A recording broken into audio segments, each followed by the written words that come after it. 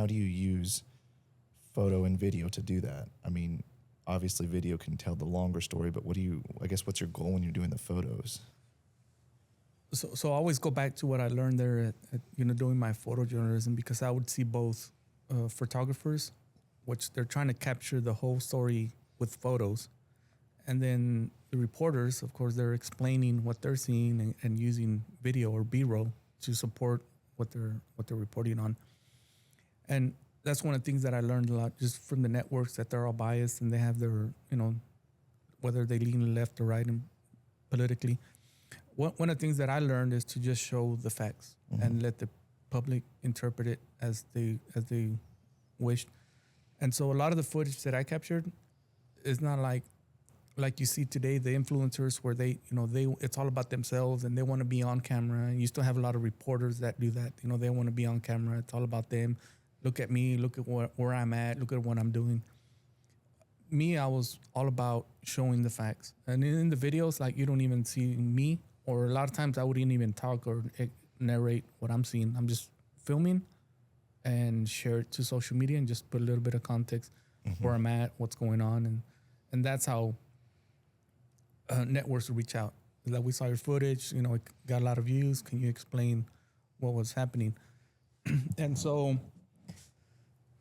just learning from, I think I learned more from the photojournalists, because they're trying to tell the whole story with just photos. And so what I learned from them and how I apply it to the events is that there's a story, right? If you go to a wedding, you go and you see the decorations, you see the bride and the groom. But I learned this from a director. He said, there's always a story behind the story. And that stuck with me. So a lot of reporters that went down to the border, they would just cover, a lot of the networks, they were covering the same thing because they were just covering the main story. And so me being on the Mexican side, I'm like, no, there's a story behind the story. Like, who are these migrants? Where are they coming from? Why they picked this border town?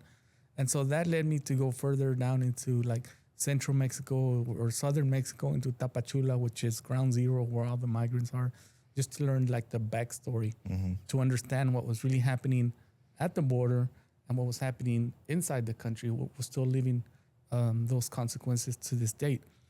And so same thing, if you apply it to weddings or quinceañeras, it's like, what's the story behind the story? It's not just a celebration. Like, who is the quinceañera?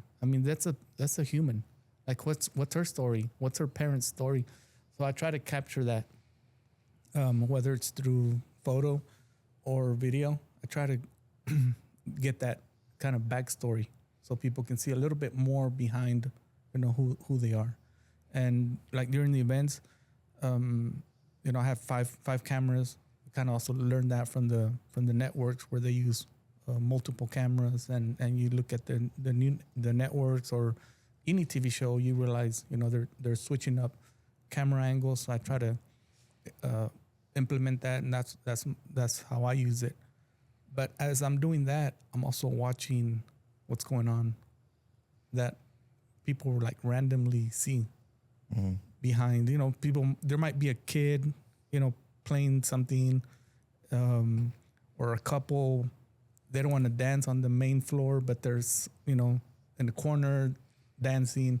And I'm just watching for those kind of things, and I go over there and film them or take a photo of them. And I've had several clients like, I'm surprised you got that. I'm glad you got it. That means so much to me. Maybe I captured a grandparent who by then had passed away. That photo just became so much more valuable. And that's the kind of things that, I'm always looking for, of, who's who. It's not only like the story behind the story, but knowing who's who. And so you learn that from talking to them.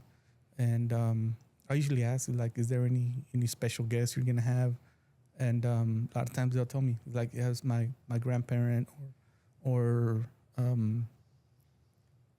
my stepdad or somebody. And there's something meaningful to them. And so I try to capture their emotions. Throughout the night, I'll have an eye out for them and see whether, they might be crying, they might be laughing, having a good time. So I try to capture that and incorporate it into the video.